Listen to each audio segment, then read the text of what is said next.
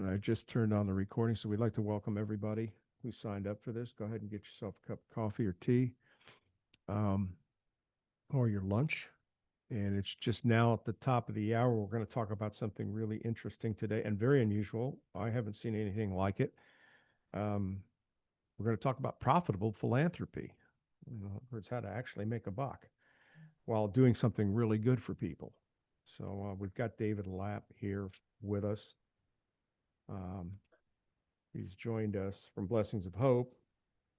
But before we get started, we've got the usual housekeeping stuff, and the lawyers have to have their say. So we're not providing any advice. We can't endorse or recommend or promote any investments. So everything you hear today is for educational purposes only. We're not CPAs, realtors, attorneys.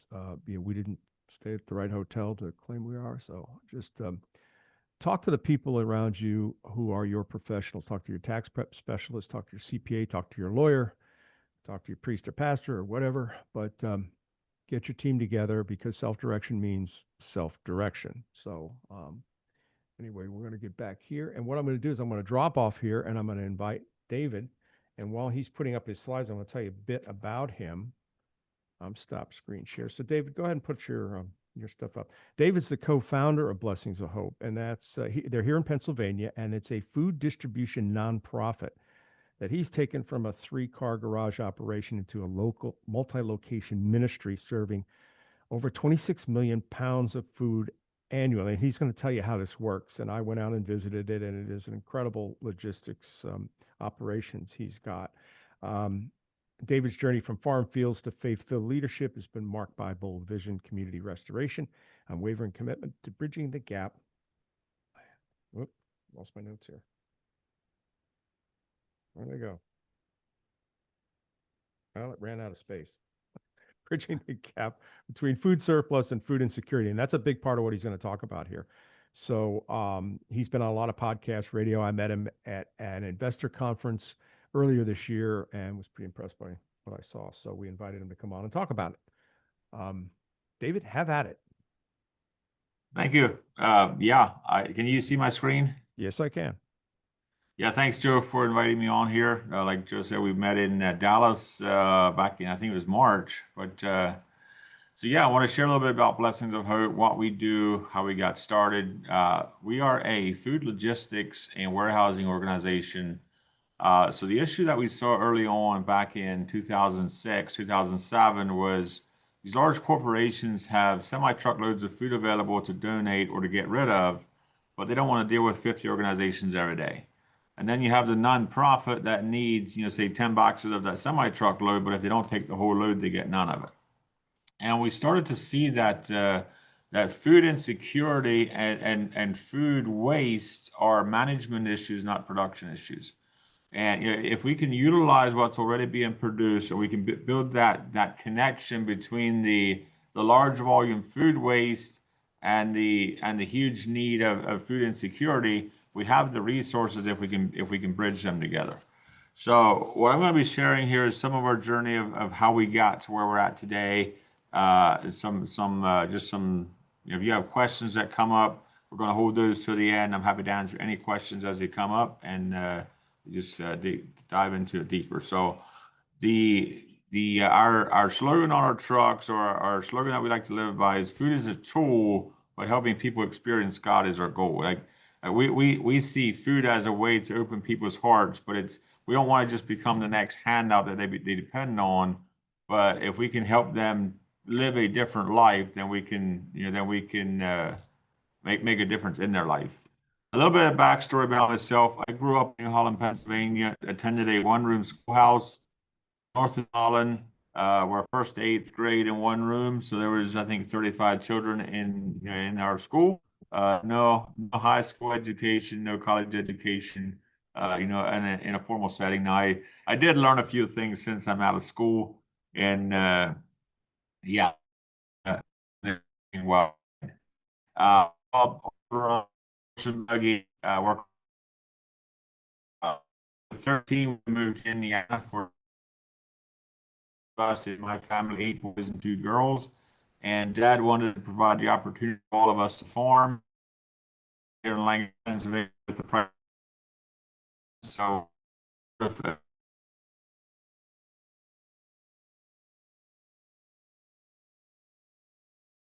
uh, I've married for 21 years, be 22 years this fall.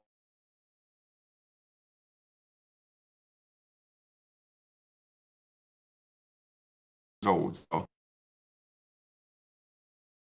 uh, I'm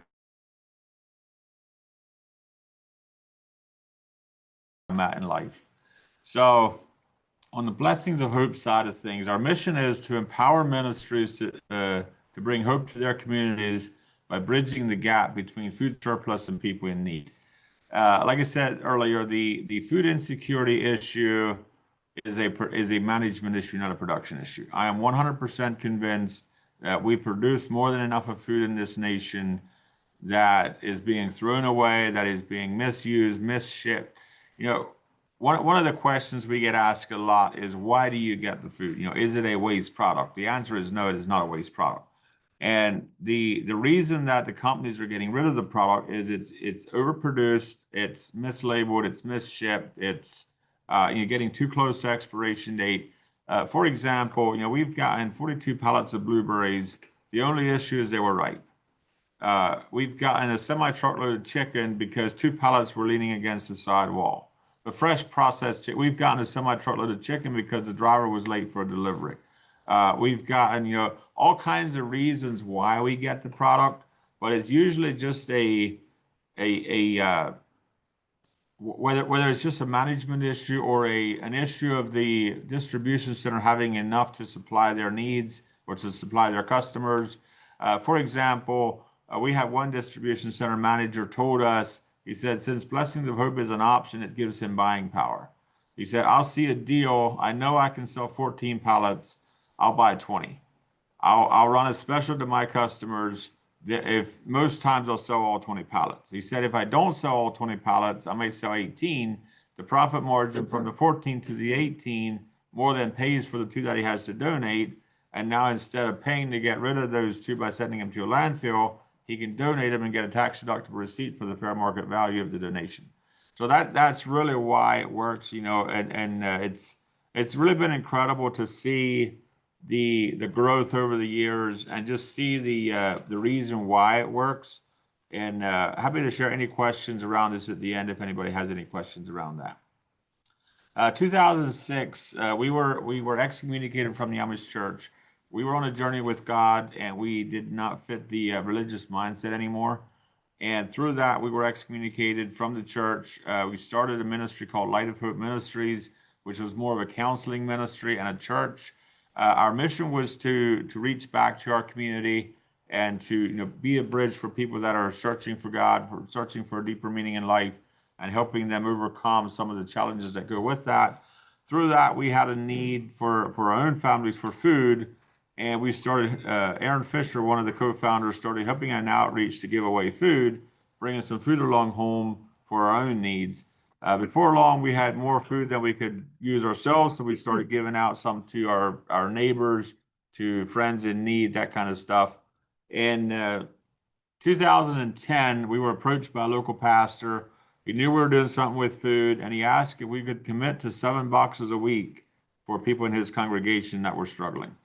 And at that time, 7 boxes a week was a lot of food. I mean, it was the first that we had a weekly commitment that we had to come up with 7 boxes of food. We had some extra, but finding a variety to pack 7 boxes was a stretch of our faith at that point. So why do we do what we do? Our primary focus is to empower the church to be the hands and feet of Jesus, to empower the community to take care of the community. We believe that there's so much opportunity for people to reach out to their neighbors, to their friends, to people around them.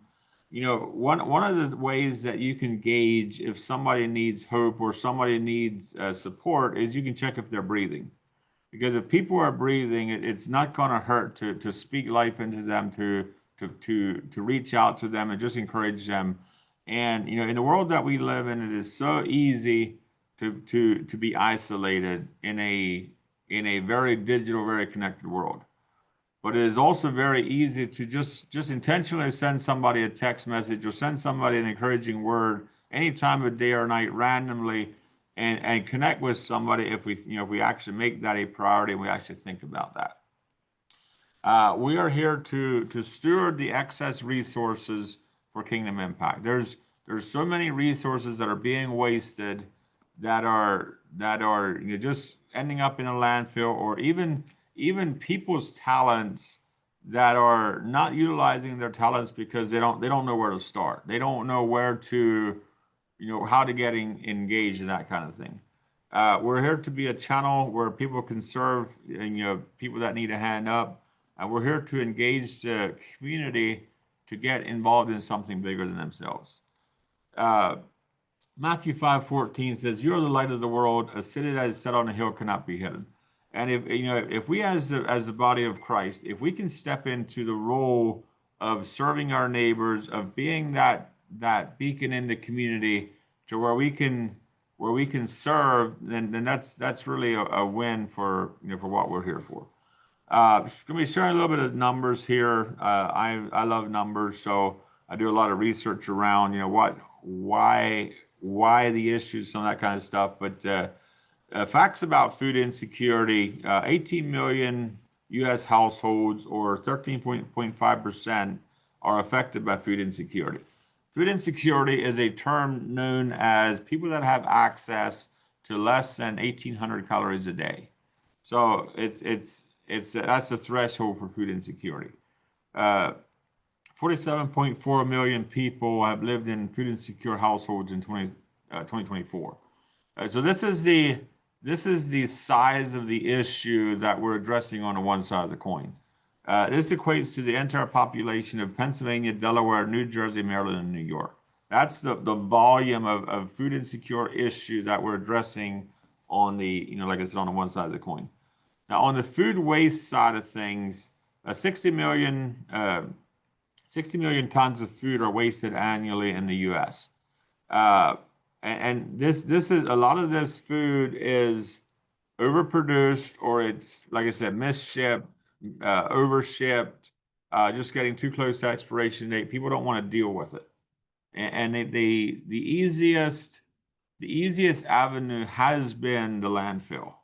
And what we recognized early on at Blessings of Hope is our biggest competitor is the landfill. We need to be able to take volume, hassle-free, fast. And if we can do that, there is virtually an unlimited amount of free food out there. But we have to take it when the donor wants to get rid of it, at the volume they want to get rid of it. And the next time they have product available, guess who they're going to call? They're going to call the person that can take the volume. And that's what we're finding, as we go along. So 2024, Blessings of Hope, we distributed 28.5 million pounds of food, and that equates to roughly 3.5 0.010% of the available product. So what I'm saying is we are barely scratching the tip of the iceberg of what's out there. There is so much food waste that happens every day that people just have no idea. USDA website states that 30 to 40% of all food produced in America is wasted. So if a third of our food supply is ending up in landfills or in compost piles, while 60 million people are considered food insecure, what we see is we have a management issue here, and that's really what we're trying to address. To break that down for you, it equates to about a truckload of food every 13 seconds, or over 6,000 semi-truckloads of food per day, or truckload of food every 13 seconds. This would be enough of pallets to go coast to coast 17 times. That's the volume of the food waste that we're looking at, and as we're addressing this, as we're talking about it, we realize that the food waste issue would solve the food insecurity issue multiple times over. We don't have enough of hungry people in America to solve the food waste issue, but we have enough of food waste to solve the food insecurity issue. And as we're looking at this, it's like, what would keep us from actually heading that direction and being that bridge? So our mission here at Blessings of Hope, we acquire the semi-truckloads of product transform that. If it's fresh produce, we will sort it out. We'll repackage certain stuff into smaller size containers. For example, we get pasta in a 4x4x4 bin. Well, most food banks don't want a Gaylord bin full of pasta. Now, our volunteers will then rebag that, put that into a family-sized bag to where the organizations that we serve then have the family-sized bag that they can distribute to the people that they serve. So at Blessings of Hope, we don't serve the people in need directly. We are more like a wholesale distribution logistics organization that serves the nonprofits serving our communities. Last year, we received food from over 200 donors. A lot of these are large distribution centers, semi-truck volume, and it's product that they need to move on for whatever reason. Whether that's a 1.4 million square foot facility locally here where we pick up, a couple times a week, or a local distribution center that we pick up a semi-truckload of food every day, fresh produce, or we have a few grocery stores that we still pick up at, but most of our product comes from the large-scale food distribution centers. 2019, we bought our first warehouse that we owned. Up until that point, we had been in lease facilities. From 2010, we moved into our first 3,600 square foot facility. 2016, we moved into a 16,000 square foot. In 2019, we moved to a 44,000 square foot. And we actually thought we had 5 to 10 years to grow into it. But with the COVID, we were positioned to scale rapidly for when COVID hit. And we actually outgrew this facility in 6 months. And we were pulling in trailers for storage. The most I counted, we had 52 trailers on the lot here, and most of them were for storage. And it was a huge growth spurt that we had in 2020. And then in the next couple of years after that, we spent a lot of time focused on building the infrastructure around the growth to where we're now. I feel like we're at a point where we're ready for the next level of growth, with the teams and the infrastructure that we put in place since 2020. Volunteers are a huge part of what we do. Last year, we had over 160,000 hours of volunteer labor. With around 20,000 individual people that volunteer with us, and they're usually serving about a 2.5-hour shift. They're sorting food, packing boxes, repackaging product, truck drivers, mechanics, pretty much anything that you need done in a business. We have volunteers that can help with that. On the paid staff side, we have about 115 paid employees. That's up from 8 in 2020. And so the volunteers do roughly half of the labor, and the other half will be done by paid staff at this point. This is our food selection center that we opened up in 2022 in Lancaster. It's a 29,000 square foot facility. This is set up for nonprofits to come in and select food, whatever they see on display, whatever volume they can use. We don't buy food, we don't sell food. But we do have a handling fee that the nonprofits pay, which is 34 cents a pound, to help cover our costs to get the food to them. And this model has been a huge win for us. There's organizations that'll drive 5 or 6 hours just to come to Lancaster to get food under this model. Last year we had over 1,600 nonprofits that we've served. Our primary distribution center out of Lancaster here is about a 200-mile radius. Connecticut to DC, East Coast to Pittsburgh is our primary distribution area. We do have organizations that come from Massachusetts, from Cleveland, Ohio area, from down in Virginia, West Virginia, that'll drive to Lancaster to get food. The organization from Massachusetts told us that since they started getting their food at Blessings of Hope, they can do 5 times the outreach on the same budget. So it's been a pretty incredible there. In 2020, we opened up a facility in Kentucky. So we have a 12,000 square foot food distribution center in Kentucky that is also a food selection center.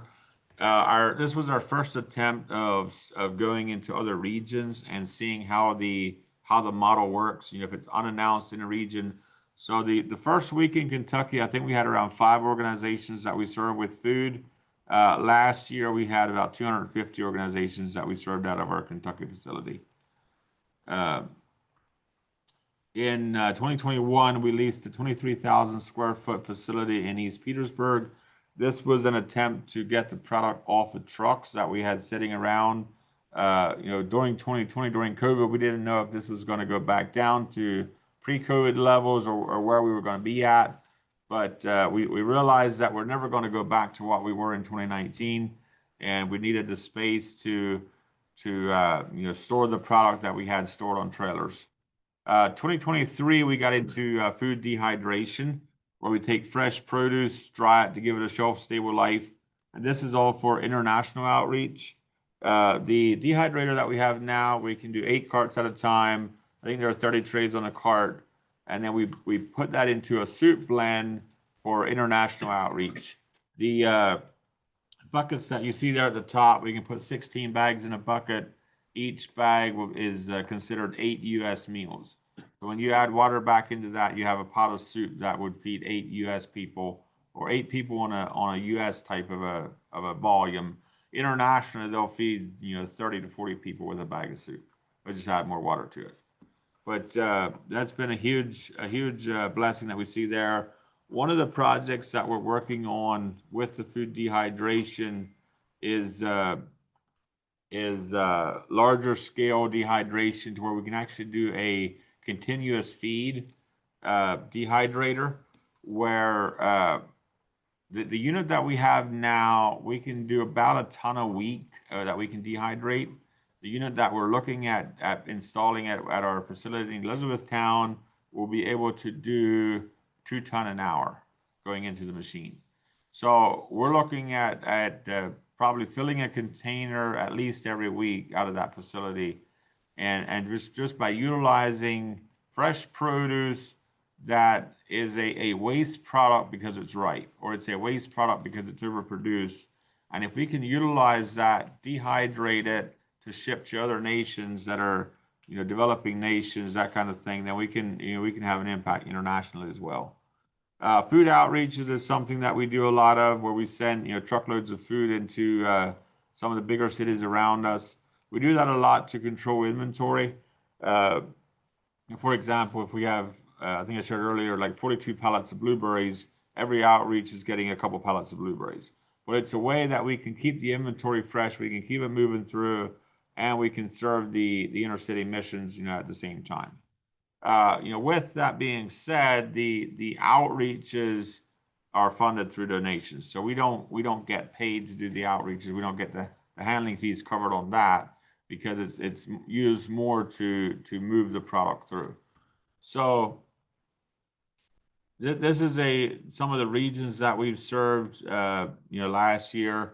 Some of the outliers, like the Colorado, if you see the one dot there in Colorado, there's a local trucking company that travels to the West Coast quite frequently, and whenever they have room on the truck for a pallet or two of food, they'll contact the ministry in Colorado that they're connected to, put a few pallets on the back, and they'll run it out to Colorado. So our model is very scalable, and it's very duplicatable. Last number of years, one more thing here. This is our monthly giving program, where people can get involved at any level. I think it's $35 a month donor. What we're working on here is just to build some base around the funding that's still needed through donations. So our overall funding, about 70 to 75% of it comes through the handling fees, and then the other 25% of it, whatever, is through donations. And last year, roughly half of the food volume that we distributed covered almost 75% of our budget. And then the other half of the food volume was distributed to outreaches, and that was covered through donations. So far this year, this was a couple weeks ago data, but we have over 600 semi-truckloads of food that we have turned away this year, simply because of volume. There is so much food available, and what we're finding is, being able to take the volume is really the key that makes this work. So as we were processing through this, we recognize that we actually have a model that is scalable to a national level. And the food waste issue is a national issue, food insecurity is a national issue. And we have a very scalable model. We have a simple model. And so we were talking about, the last couple of years, what does that look like to scale? Like, how do we take the Blessing of Hope model to another region? And we talked about you just going out and leasing buildings because our model would support a traditional lease. But then you're dealing with landlords, you're dealing with rent increases, you're dealing with putting significant investments into a building that you don't own. And that's not that we did not see that as a good opportunity. Then we looked at the option of just doing it through bank financing. That wasn't really a good option either. These Before I get into the next piece of it there, so these are some of the questions that we've been asking ourselves recently. What if we could actually privatize welfare by empowering the community to take care of the community? Our heritage, the Old Order Amish community, has a 500-year history of no government funding. I mean, it's a community that funds itself. Like if there's a need, the community takes care of it. And I don't know of one Amish person that would be dependent on welfare. It's just non-existent. And what we actually see is with our heritage, we can speak into that and actually help bring that to the nation. I don't know when it became the government's job to take care of the individuals of a community. It's like the inefficiencies that go with that. We believe if we can empower the church, if we can empower the community organizations to take care of the community to the point where the government doesn't need to, then we can actually change a nation. The next question we come up with is what if we could implement kingdom-based strategic real-life teaching and equipping programs as a part of the welfare system, where we're not just being the next handout, but we're actually helping change people's lives, helping them overcome dependency on the government and reshaping their future. And the price tag that goes with that is what if we could save American taxpayers $1.2 trillion annually, which is the current cost of welfare, with a simple kingdom strategy, a community-funded program, and an investment of about 12 to 15 billion dollars in real estate infrastructure. Because as we're looking at scaling this, we believe we could scale on a national level for around 12 to 15 billion dollars, and that would be a one-time investment in real estate. And actually, with that, we believe we can have a significant reduction, if not a total elimination of the current welfare system. Let's say it takes 10 times the investment and we can do a 10% reduction on the cost of welfare. We're still looking at almost 100% return on investment annually. So the cost of doing nothing is far greater than the risk of trying it. And we're looking at this and saying, why not give it everything we got? Why not push that direction? Will we ever get there? I don't know, but it's a step in that direction. So the legal structure that we've currently set up, we started out as Light of Hope Ministries back in 2006. 2010, Blessings of Hope was established as a DBA of Light of Hope Ministries. 2020, Blessings of Hope was established as an integrated auxiliary, which basically means it functions as its own entity, but it's still under the direction of Light of Hope. And it has its own EIN, it has its own nonprofit status. Here's a graph that I found. I think this was from the National Christian Foundation, where 1.5 million U.S. nonprofits seek funding from this small source of capital, and compared to the U.S. investable assets. And we're looking at that, and it's like, why are we all competing for the resources of that small square? If all these resources are out there, they're already being invested, they're already being put to work. Why not develop a system where we can take some of the capital that's being invested and invest it in helping build out the Blessings of Hope model? So last year, what we did is we developed Hope RE funding which is for the Hope Real Estate Funding, and then we Hope RE Holdings for the real estate holdings, to where we can raise capital through a 506C offering in Hope RE Funding, which will function as a bank or similar to a bank, to where Hope RE Holdings will then own the real estate, lease it to Blessings of Hope. Blessings of Hope makes the lease payment, Hope RE Holdings makes a mortgage payment, and then Hope RE Funding pays the investors back. Hope RE Funding, everything's nonprofit, so we can do donations, we can do cash donations, pledges over the next 5 years, or even legacy gifts. Like if you want to leave a gift in your will to either Hope RE Funding or Blessings of Hope, we can receive that as a donation. But we can also receive investments through either individuals, like a self-directed IRA, or donor advised fund capital. A lot of people are not aware of it, but through the Impact Foundation, you can actually invest your donor advised fund to where it earns you interest back into your donor advised fund, and our fund would then pay the principal back to your donor advised fund, to where you can still deploy that donor advised fund capital elsewhere. So what we're offering is it's a $250,000 minimum investment, 506C offering. So you need to be an accredited investor. We're offering up to a 6% interest on a 3-year minimum note.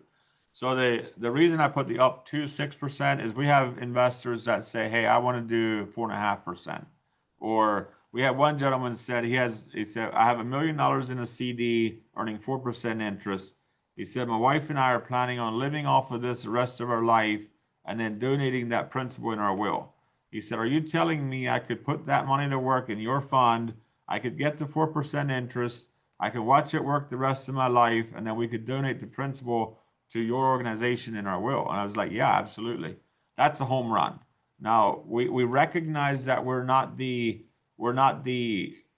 highest return on investment. If somebody's looking for, for a high return, we recognize that we're not the highest that's out there.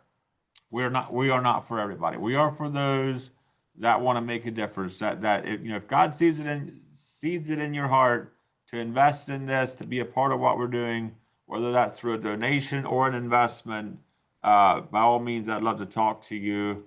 I'll give you my personal cell phone number here, which is 717-725-3533. You can text or call. I do get into a lot of meetings. Texting is easier to get a hold of me than calling, or my email, david.lapp@blessingsofhope.com. And that's the best way to get a hold of me. You can also check out our website, hoperefunding.com or blessingsofhope.com. There's a lot of information on our website. Happy to answer any questions, as they come up. I'm going to end with this quote from Edward Everett Hale. Is, I am only one, but still I am one. I cannot do everything, but I can do something, and I will not let what I cannot do interfere with what I can do. So I think as we go through this, if we look at what we can do, we look at what God called us to do, how we can make a difference in our own little world, whether that's through donating, investing, volunteering with us, sharing the opportunity, whatever volume you want to get involved at, whether that's a $35 a month donor or a $10 million investment or anything in between. We are very scalable. We can cover pretty much any kind of an engagement level that you want to get involved in.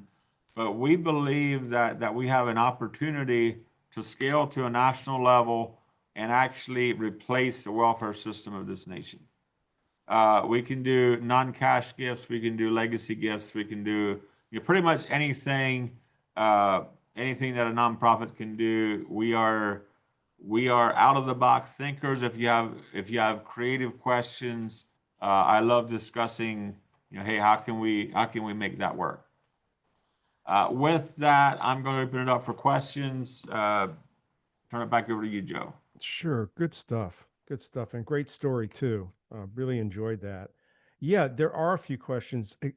I'm familiar with, and all of us are somewhat familiar with, the charitable donation deduction or tax treatment for that. Would an investment in the fund count as a donation of some sort for tax purposes? How How does that work? There's something like a charitable remainder trust, I believe it is, Mm, or a like a an annuity to where if you want to if you want to earn interest for the rest of your life, and of course talk to your accountant or talk to your tax professionals about this. But the way I absolutely. understand it is, if like I said with the gentleman that had asked about the investing $1 million, he can earn interest the rest of his life. He can get a tax deduction through a uh, I think it's either a charitable remainder trust or a charitable gift annuity. One or the other, you can actually get a tax break when you set up the annuity or when you put the money in, and you can earn payments the rest of your life. Uh, we work with the National Christian Foundation a lot on how to set those up, but I do know that there's creative ways to give while still earning a return. That will be one of them.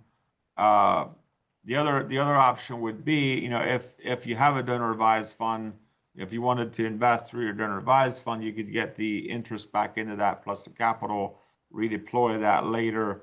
But as far as the just a straight up investment, that would not be tax deductible. Gotcha. We do have because it's a registered fund, we do have to pay AFR, which is an applicable federal rate, which I think it's around 3.5% right now, that we are legally required to pay and report on a 1099. You can then donate that back and get a tax receipt for the donation, which we have multiple people doing that. But as far as what we have to report, we have an accounting team that we work with that says, hey, yeah, this goes, this does not go. And by all means, check with your professionals around that, around ways to do that. Okay.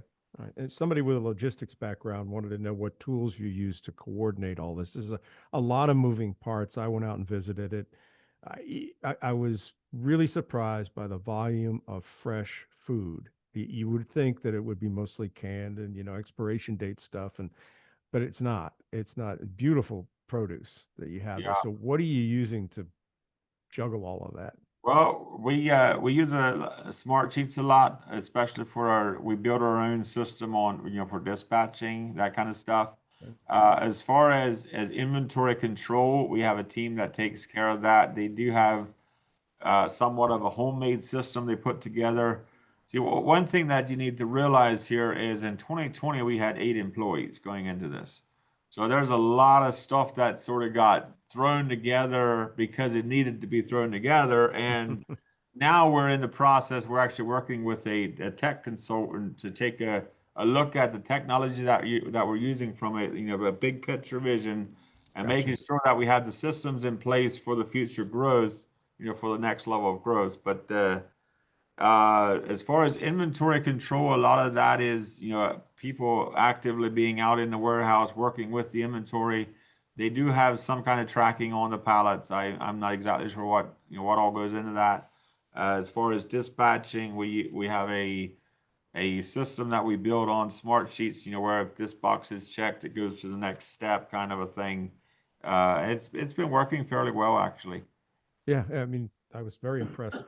Just the precision, the cleanliness, and just the overall operation.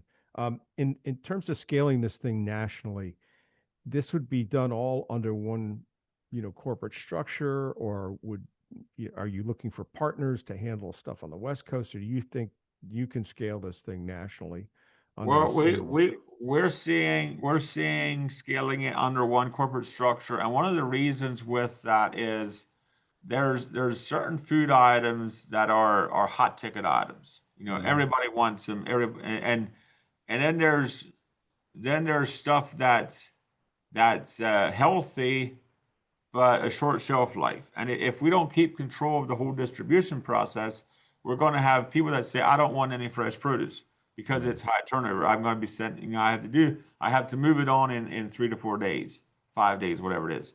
But if we keep control of the whole infrastructure and we make that a part of our mission, is actually getting fresh fruits and vegetables to the people that need it the most, Mm. we're not just saying no to it because it makes extra work.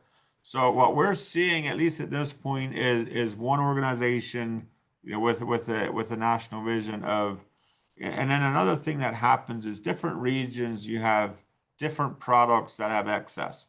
So, for example, we might have 14 semi-truckloads of bananas in Pennsylvania and 10 semi-loads of peanut butter in North Carolina. We can then move that product around as we have trucks in the region. We can distribute that out to the other areas, if you will. Hmm. Really something. How many people do you have on payroll right now? Right now, we're around 115 on payroll. Okay. All right. Well, this is all good stuff. We're not quite close to the top of the hour, but we've run out of questions. But David, really want to thank you for coming in and sharing this. It's a great story, a very interesting approach to philanthropy. And I want to thank everybody who signed up and who attended. And if you're watching this on the replay, we appreciate you signing up to watch it on the replay. David, you have a great day, okay? Thank you. Thank you, Thanks Joe, for for inviting me sharing your on here. time. Thank you for being a part of this. Well, we appreciate it. It's a value add for everybody who sits in and listens. It's a value add for us. So we appreciate your time. You're running a busy business over there. You take care, and everyone else that's listening, take care too. Bye bye.